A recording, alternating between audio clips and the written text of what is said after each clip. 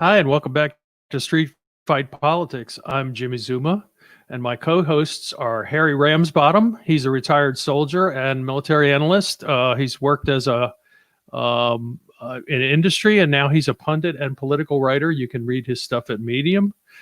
And Ed Westerfield, who's a child of Appalachia, who has gone to med school, made good, and now uses his opportunities to found successful businesses, including a bar, which I guess I could stop mentioning after the fifth show, but I still enjoyed that about you best. So, Ed, what do you got today? We're going to be talking about demographics, and the old saw is demographics is destiny, and wars are won in a bedroom. And you want to know something that's true. It really pulls up to the point is what are Republicans going to be doing for new voters? Because right now, the majority of their voters are coming from the baby boom generation, and their problem is that the millennials now outnumber the baby boomers. And baby boomers, unfortunately, are entering into the steeper slope of the death curve. And so over the next 10 to 15 years, you're going to lose half of us without us even trying.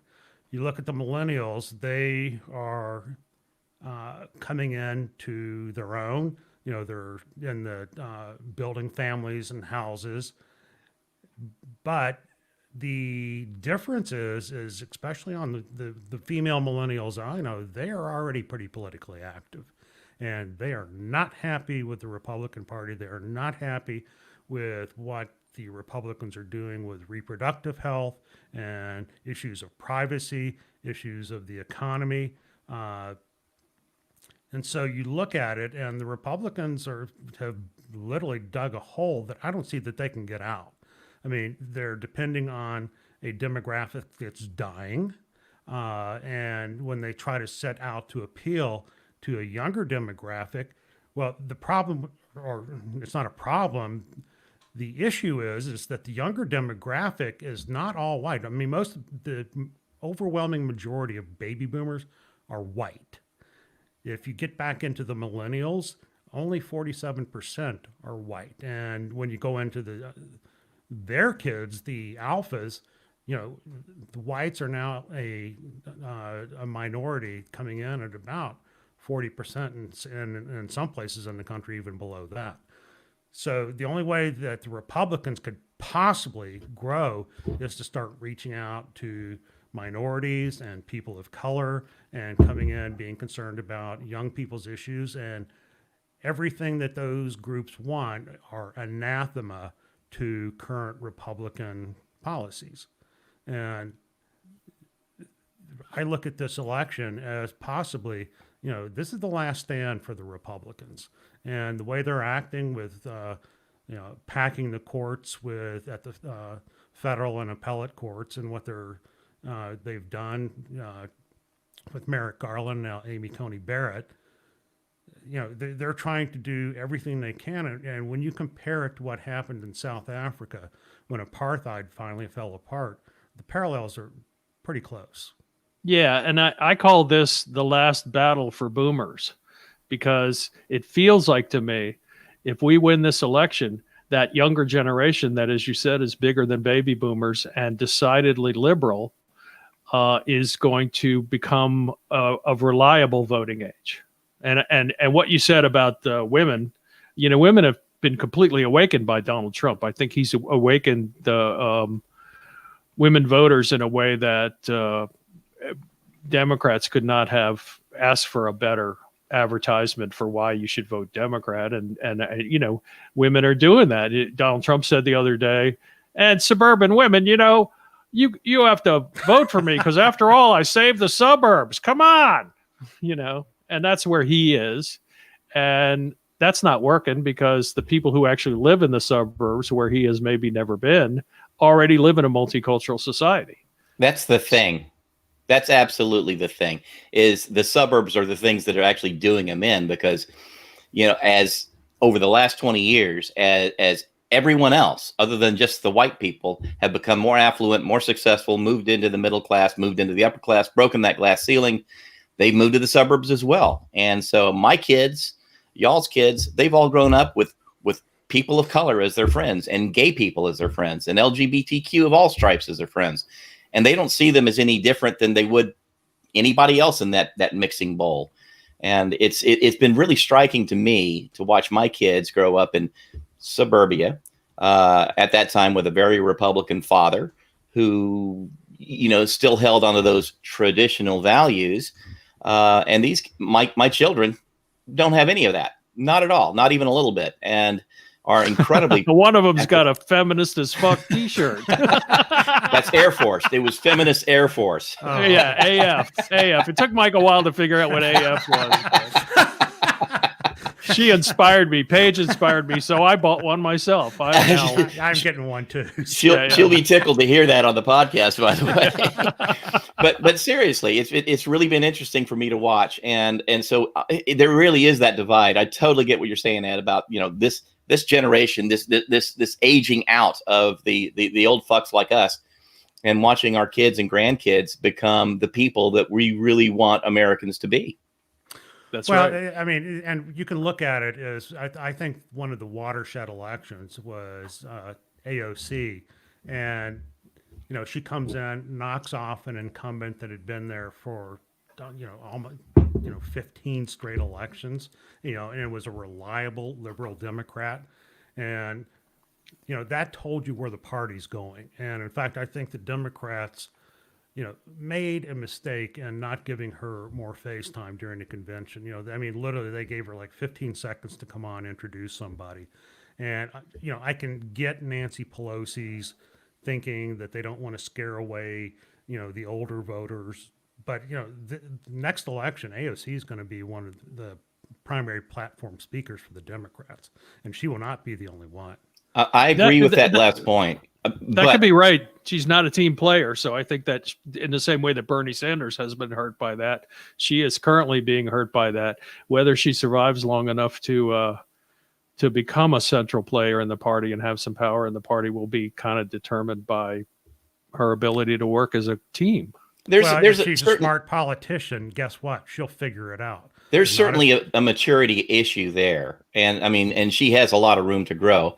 And I think it was actually pretty smart of the Biden campaign to keep her out, or at least minimize her face time, because she would have scared off some of these Republicans that hate Trump but are looking for reasons to not like Democrats. Mm-hmm. Right. The anti-socialist forces that think the Democratic Party is riddled with socialists and communists. By the way, I read a funny thing just the other day that, it's amazing how all these right-wing people hate socialism, but they're totally happy to be owned in public by the Democrats. Right. Yeah. Right, I mean, right. I've done those back and forth when they say, "Oh, I can't stand socialism." And I said, "How'd you get to work today? Did you go on a public road?" I mean, you just start pointing out all the examples. And it's like I was even doing a history lesson with one guy. We did start out in this country with private roads. They were called turnpikes, and you paid tolls. And, that was pretty much every road between a town had a turnpike. Right. And which is why that it was really a barrier to trade, because you were paying tolls to go a few miles. Libraries were also private libraries that you paid subscriptions to. That's what was so phenomenal about Benjamin Franklin starting the first free lending library. And Right. you can just go on with examples like that.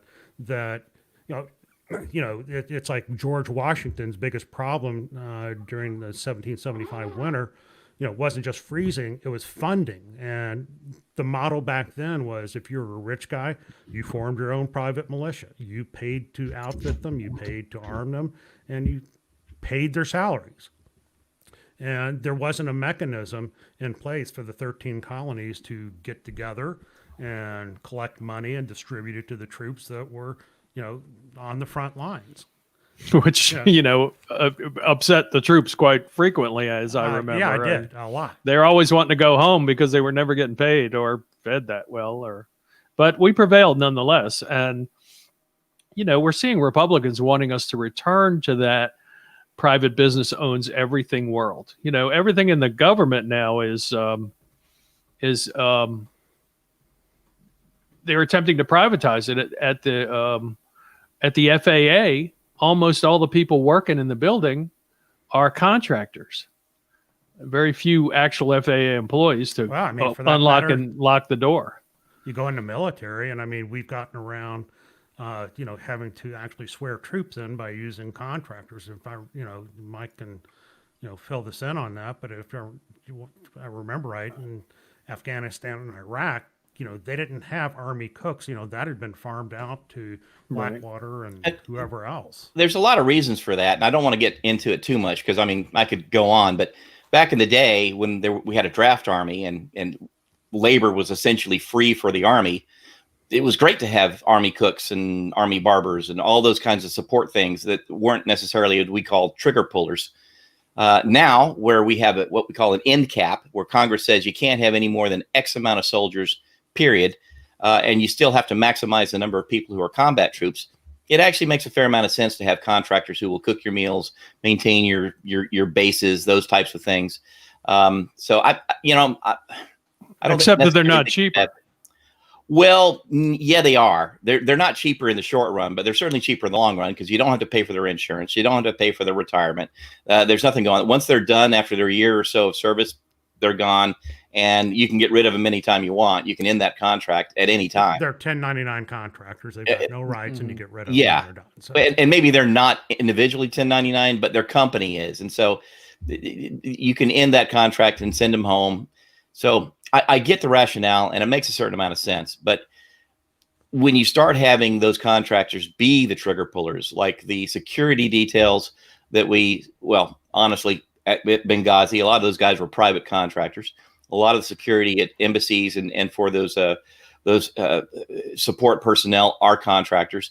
That crosses the line. And I think there are some things that are inherently government business. Defense, military is one of them. Prisons, certainly another one.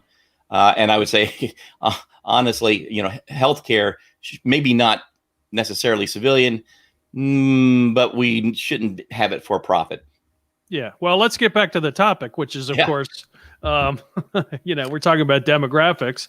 Demographics in the military. We took a little sideline there, and we should do a show on that going forward. We should. But the changing demographics are dramatic in the party. Now, I want to caveat that by saying 40 years ago, I thought all the bigots would be dead by now.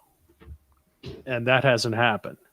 That was our plan in the 70s. We were going to let the bigots get old and die. And then there would be a whole new generation of people like me who, didn't play that way. But it certainly hasn't turned out to be that way. What happened is people aged into their bigotry. And, the way they were raised came back when they were raising families. And here we are today with, about a third of the people are straight up racists. I'm going to blame my own generation for that as well. You look at the Gen Xers, and a lot of the people that we see out there wearing the Boogaloo shirts and toting the AR-15s are people that are my age or just a little bit younger. So that older generation of bigots certainly passed it on to the next generation, who are now the ones causing the problems. we trained you well. Well, that was also, the generation in the 70s, the 60s and 70s was a very politically active generation, and the generation right after them really dropped the ball and wasn't political at all in their youth when they could have made a big difference. Sure. Having gone through that, I mean, it's like when I was, a young tween, that was 68. And, I can remember going back and forth to my grandfather's farm. We always listened to Monitor radio on the way down. And every weekend, another city was burning. And I mean, it's like that, you had MLK killed, you had Robert Kennedy killed. And, it felt like the country was really coming apart at the seams. Right. Like it kind of does now. Well, exactly. Tell the story about my friend. He said his son has been traveling around to all these different cities lately, and they're not burning. He was shocked to know the cities aren't burning. And Trump is, as recently as yesterday, has said the lie that the cities are burning.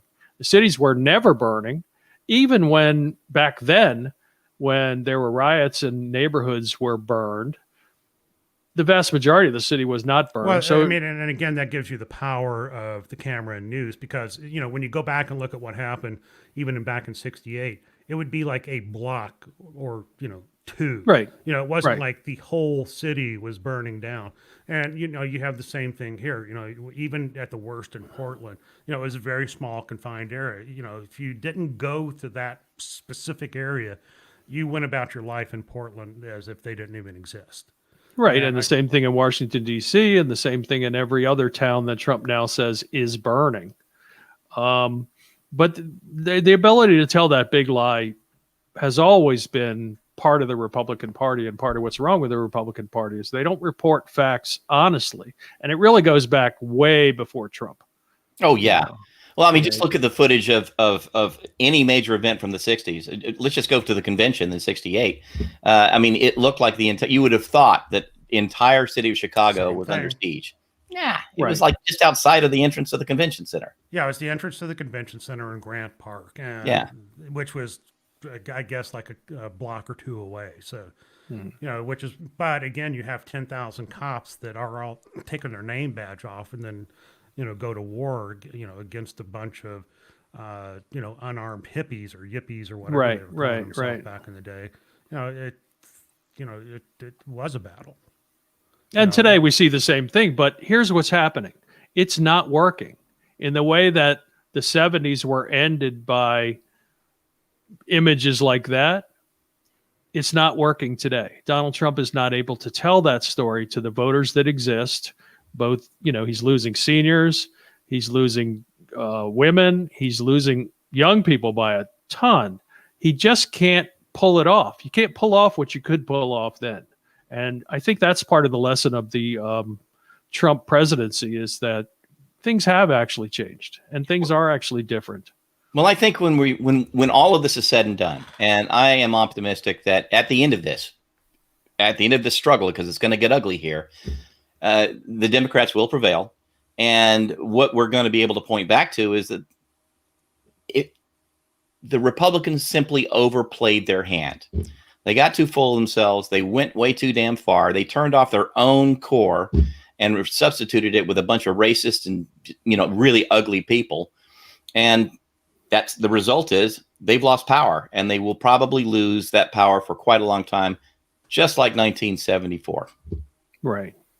Or 76, excuse me, 76. Well, and again, I'm gonna tangent back to a point Mike made that it's like the Xers and boomers dropped it in the 70s. You got to remember, we came out of that, and then we went into Nixon, and then we went into 1974, where you had Nixon, being impeached, combined with the first oil shocks, and there were so many other things overlaying, trying to do changes to politics of color and gender and things like that, that it just got shunted aside, and and then once it took a good 15 years really to overcome all that stuff. And so by the time you get to the 90s, it's just been forgotten. Yeah. Right. And then in the 2000s, I'm going to talk about this later, the way to win elections for Republicans was to cheat. Yeah.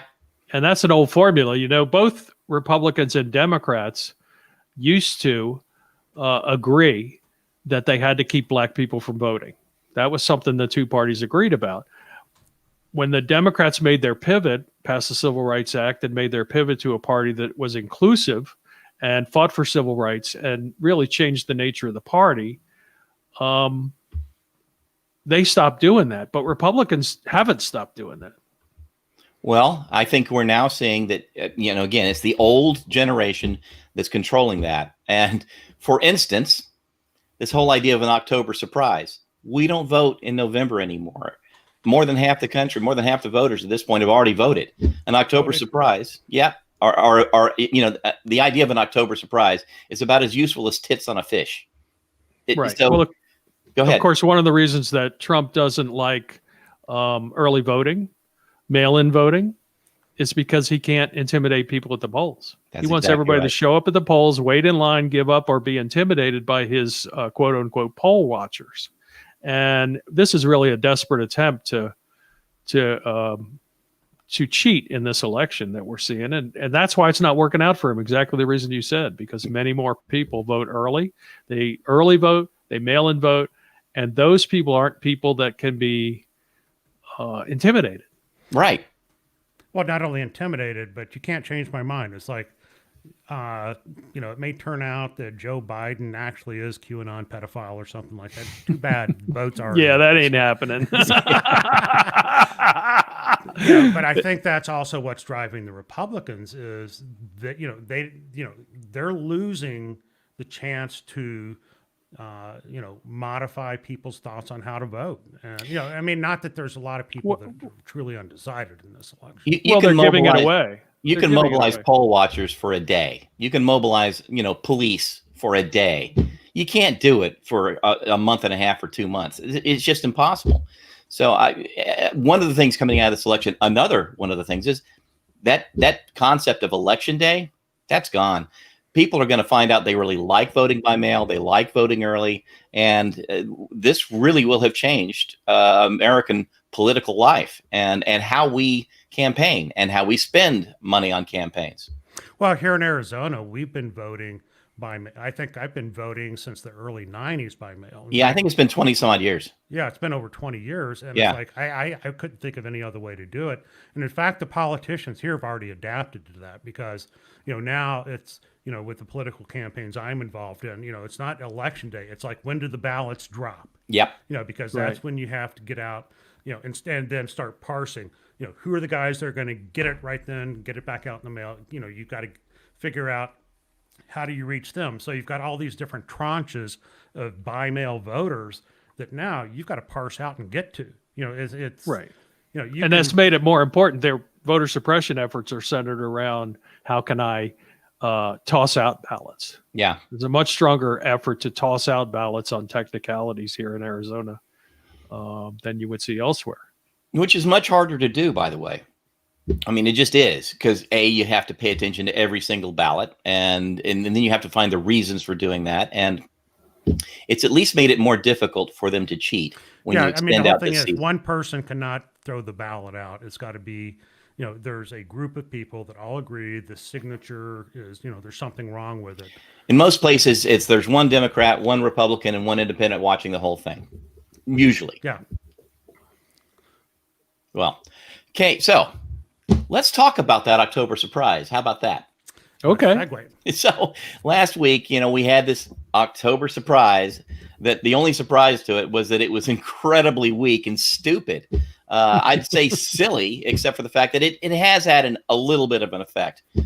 We know that over the weekend, 2.5 sets or 2.6 million sets of eyeballs actually looked at that story in the New York Post about Hunter Biden and the laptops and the hard drives and just the ridiculous sets of contradictions that came out of that. First off, we haven't seen any actual connective data that says that, yes, that came from that hard drive, that came from that computer, or that computer was even owned by Hunter Biden, or that he was even there, because depending on the dates you listen to, he wasn't even in Delaware when he was supposed to have dropped off those hard drives. Or Now, let's keep in mind, too, that he does not live in Delaware. Exactly. So, and I would say anybody that really wants to believe the story, listen to the transcript, listen to the actual recording of the interview of the computer shop owner as he explains this, or fails to, because he sounds like a babbling idiot and is caught in so many contradictions just in that one alone. I mean, this is a story so stupid that even Fox News would not run it. What does that tell you? I mean, it really is an awful idea. But It tells you don't get so excited you bang into your microphone. oh yeah, that's true. We've all done it. I'm a little histrionic. What can I say? This is just so dumb, though. I mean, and that's the story. Absolutely dumb. The story is not what's on the stupid hard drives or these, faked documents, these PDFs that anybody, hell, I'm not even that tech savvy. I could have reproduced those things, right? A signature on them. I can't tell you how many times I've cut and pasted my own signature onto a document for legal purposes, because you can. So it really is stupid. And thankfully, it's really getting no traction outside of the inner circle of the Trumpsters. I mean, that 43% want to believe it. They're going to believe it anyway. It wouldn't matter what we did, because we all have our minds made up. But seriously, folks, this is just not worth wasting any time. And we've wasted more time on it on this show than we needed to give it. It's just dumb. Right. And, some other aspects of it is this is Trump trying to repeat his playbook from 2016. He's tried in a number of ways to repeat his playbook from 2016, around to bringing up Hillary Clinton and her emails. Yeah. He just doesn't have the trust of the American people anymore. No. People who like him, people who will vote for him, don't even believe what he says. They say, you know, I don't like the way he talks, but I'm going to vote for him because, you know, whatever their reason the is. Supreme Court. I mean, I'm seeing that Yeah. as a meme on a lot of the places I follow, that, you know, I really don't like Trump. You know, I know him, that he's, you know, an evil, you know, morally compromised person, but we're doing this to protect the Supreme Court. Right. That's for the children. rationalization. But that's people lying to themselves. Yeah. They're not They doing still that. vote.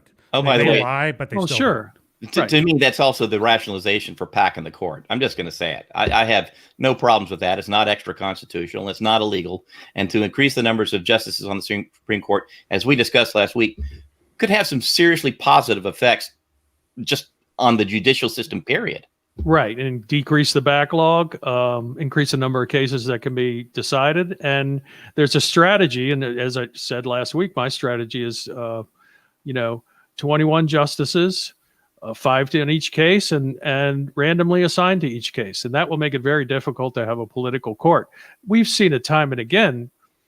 The political court rules, it's the 4 conservative justices or 5 conservative justices who always do what Republicans wanted them to do. So it's not really a court based on law or on justice. It's a court based on, you know, the proclivities, the personal proclivities that you have. Antonin Scalia was the perfect example of that. You know, he was a quote unquote originalist, which just meant whenever I want to do something, I say that that's what the founders wanted, or I say that's what the founders intended, or I say it's not in there, so I don't have to do anything I don't want to do. That was just made up bullshit. That was just Scalia's line of bullshit.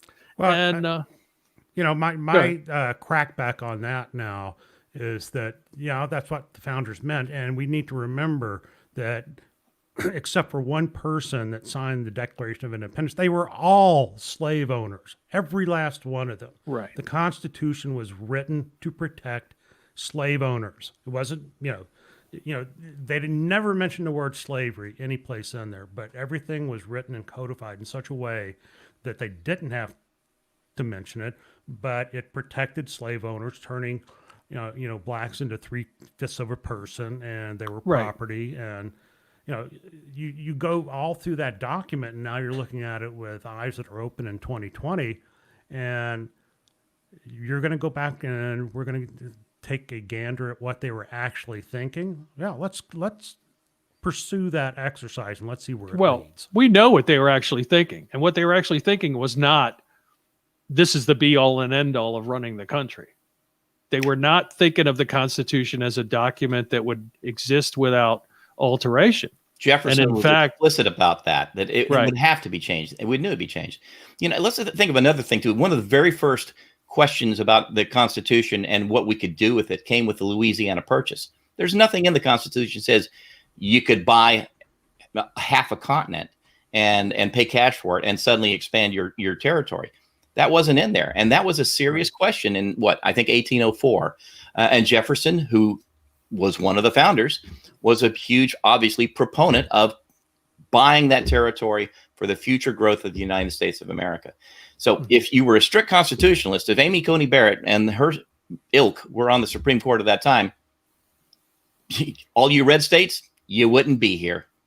Well, I can't believe we started out talking about a scam about the Biden family, who, by the way, yesterday Trump called the Biden family a criminal enterprise. Which How is a perfect hilariously example. ironic is that? Yes, it's a perfect example of how Trump, whatever he's doing, he says the other guy's doing it. Yeah. It's called projection. Look it up in your Projection, psychology textbook. Right. That That is true. You're right, Jimmy. I mean, anything that he's doing, he's going to accuse everybody else of doing. And it really is. If it weren't so damn dangerous, it would be silly funny. Well, But it here's feels where we less are. dangerous. It feels less dangerous today. And part of the reason it feels less dangerous is because he tried his big October surprise.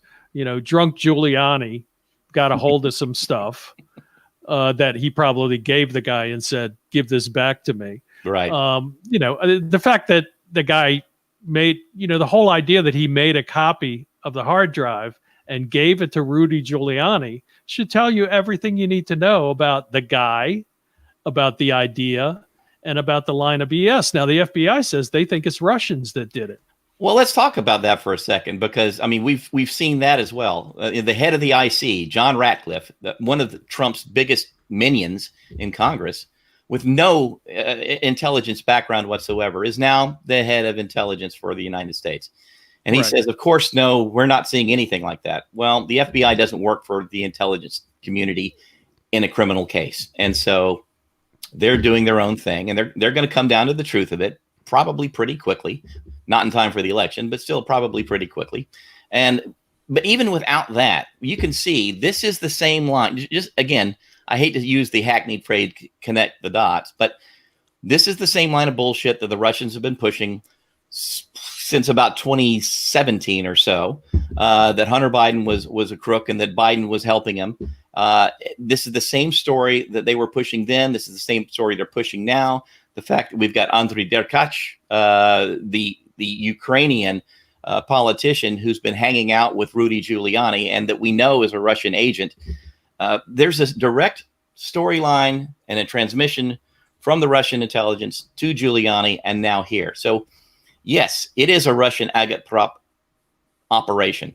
Whether or not we're ever going to say, here's the document, the smoking gun that does that, doesn't really matter because it was already out there. It's just a reflection, an echo of what they have been saying all along and is now part of this stupid storyline, which makes it, again, so stupid. And it was, now here's one thing that wasn't Russian. The fact that it was so stupidly done, I can tell you Russian intelligence is way better than that. Well, they involved that drunk Giuliani guy in it. Yeah. Once you get a drunk involved, things are bound to go south. They told him how to do it and he fucked it up. That's really what happened. He wasn't listening. He was saying, more vodka, more vodka. Well, I'm going to, this may not even be a tangent, but just off on a slightly different topic is one of the surprise in the polls is just so far how Biden is ahead. And in a lot of the polls, he's outside of the margin of error. Most of them.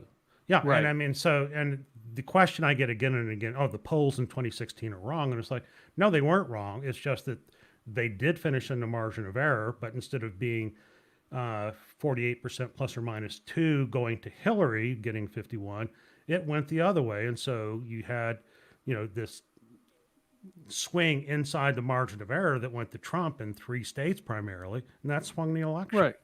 Well, there's a reason the FBI doesn't do anything that could affect an election 60 days out, because when Comey did it 8 days out, it had a profound effect. It's won the election. Comey was another person who delivered the election to Donald Trump, and he should be, thought of with shame. He goes to prison. Yes. I'll be quite frank about it. It's like, yeah, Comey is no hero here. I mean, he may have taken one for the team, kinda, but he also deserved it. Right. It's karma coming back to bite him in the ass. Right. He's a scumbag, and that's how he should be remembered.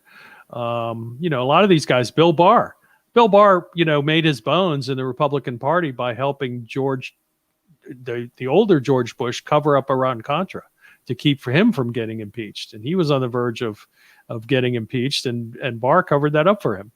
And he's run the same playbook at the Trump administration. Now, of course, Trump has come out criticizing him that he's not doing Trump's bidding and starting a political prosecution, but that's because Barr thinks Trump is going to lose. And that's a really good point, because, today we had the news flash that Trump is asking Barr to prosecute the Bidens for all of this crap coming out of the laptop thing.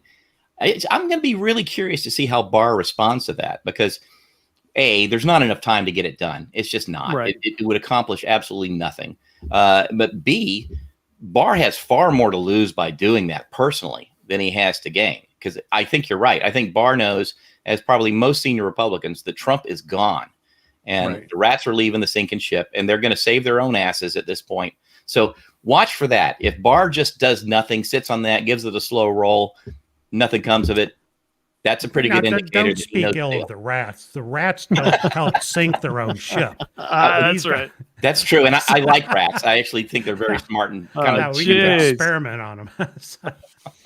Well, listen, let's move on to our last topic, and it's the history of voter suppression in the Republican Party. I want to talk a little bit about that and give you a little sense of the history and what's changed now. Of course, since the 60s, we've had the Voting Rights Act, and that required pre-clearance from states with a history of discrimination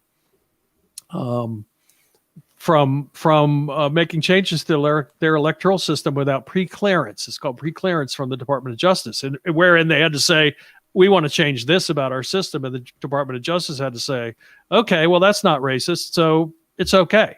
Or, okay, that's not voter suppression, so it's okay. And a few things happened. It is now expired, but by the time it expired, it didn't really matter.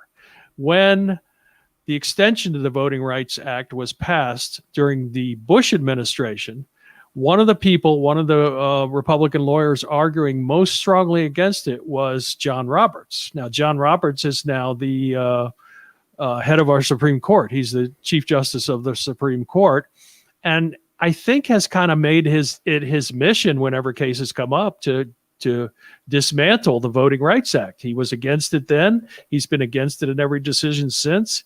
He's engineered decisions that gut it for decisions, and essentially has made it so it doesn't matter. But there was another thing that doesn't get talked about enough, another aspect of Republican voter suppression. 40 years ago, there was a consent decree in federal court. That was 1982, and it was about the kind of tactics Republicans were using at the polls. And it came out of a race that was run in New Jersey, where Republicans hired people, gave them badges, gave them identification, and they were poll cops. They were essentially representing themselves as poll cops, and they were going into the voting area, and they were questioning people, and they were demanding to look at the sign-in books, and they were operating, coincidentally, just like Trump wants his people to operate this time. Now, that consent decree just expired before this election. So now Republicans have, tried to launch another, they're called the Ballot Security Task Force, of people, and this time many of them will be militias who will go to the polls and interfere with people's vote. It's not a new thing for them. It's not a new thing to cheat. They've been cheating since before Democrats stopped cheating, stopped doing voter suppression. Now, Democrats are now the party of increased voter turnout, and Republicans are the party of decreased voter turnout. But all the stops have been pulled out because they're no longer under this consent decree, and they can do anything they want. And that's why we're seeing things like fake ballot boxes in California. It's why we're seeing things like calling out the militia and telling them to stand by. It's why we're seeing things like Trump demanding that his folks go to the polls and make sure nothing fishy is going on. And by fishy, of course, he means people of color voting.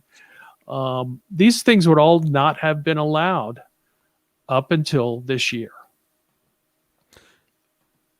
I think that, to go all Eddie Murphy, the Democrats aren't going to fall for the banana in the tailpipe. So, Right. They're ready for that. And, that's why you've got literally teams of lawyers in all 50 states, Washington, D.C.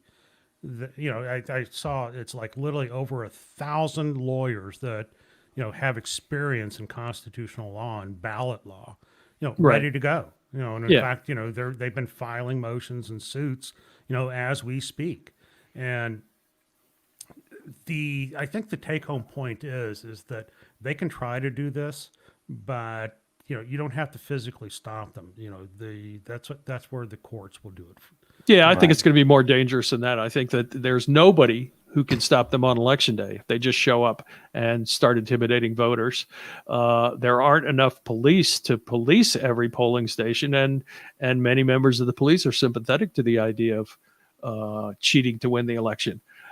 So I think there will be a lot of stuff that happens on election day. I think it may lead to a new consent decree for the Republican Party that they have to cut the crap.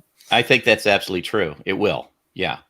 And I know that one of the things I'm doing is I'm going to a local. Now, I live in Washington D.C. I'm a journalist based out of there, but I have a home in Tucson, and right now I'm at my home in Tucson. I will be here on election day, having voted by absentee ballot, and I am going to go to one of the local polling places here in a neighborhood of color, and I'm just going to be there in case there's somebody there trying to intimidate people, to escort people into the polling place.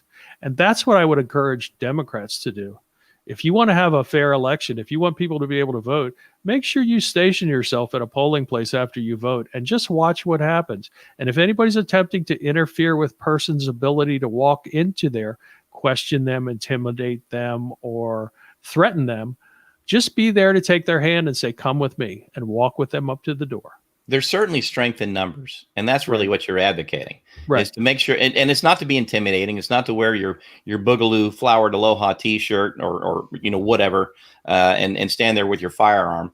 It is simply just to be a comforting presence to help these people get by, and Right. and if everybody's at their own initiative, but if they can try to interdict when these people are being intimidating. And just as Jimmy, you've seen it, I'm sure, on the Metro here in DC. If you see somebody being harassed, try to break it up. Try to be in a nicest possible way. Ask for directions. Try to distract. Try to get them to think of something else and help them get on. I really need to step in here, and just give a caution as a physician who has done trauma medicine for the last 35 years.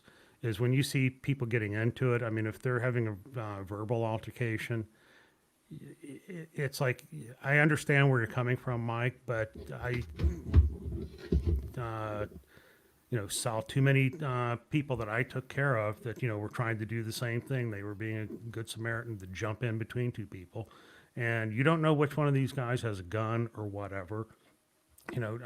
Tempers are, at a knife's edge right now. So you don't know that you get in and something happens. So, if you want to intervene, you need to come in sideways on the situation. I mean, please do not get physically in between somebody.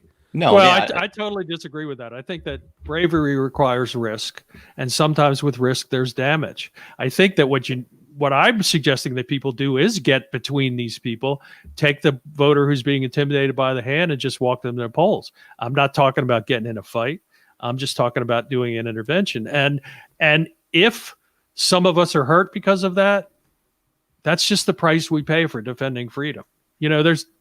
We're in a situation where we have to defend freedom. So as much as I am sympathetic to your desire for people not to get hurt, I am more sympathetic to the idea that our democracy can't be damaged. Almost all of us have an incredibly powerful weapon, usually in our hands.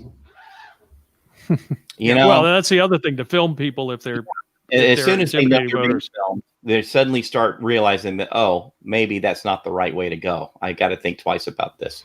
But that's more of a confrontation than just quietly taking the person behind the hand and say, come with me, we'll walk in together.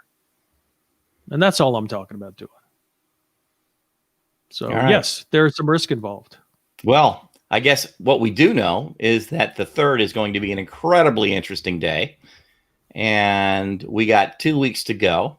Right. And I know where 3 of us are going to be. 4 of us are going to be, because Jill's got to be here to run the show. Right. So we're going there'll be a lot to talk about on that day. I think we're kicking off at 8:00 Eastern time. And that's just when the polls start closing. We should have our first results in by 8:30. Well, if we have results, we'll see what happens. There'll be some results. Well, There'll be some results. I think that by 9:00 we're going to have some indication of how this is going to go, because Florida gets to start counting their ballots that have been turned in early or by mail on the 27th. Arizona started today, Right. And so, if you have this, 70, 75, 80, and I've seen projections as many as 90% of all votes are going to be cast before the 3rd.